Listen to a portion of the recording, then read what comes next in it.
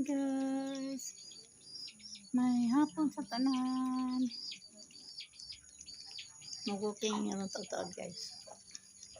Mapakaon sa ko sa mga itong kay. Wala ko sila mapakaon nga niyang buntag. Pabiira.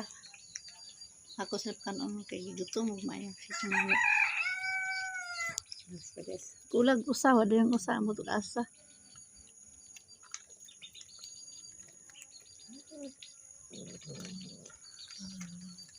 Kanil, anak ni anak, anak ang utong sapon ang si anak.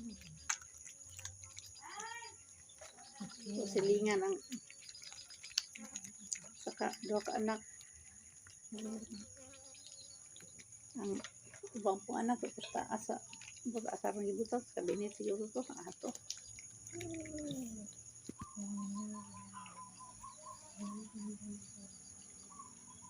Bye-bye. God bless.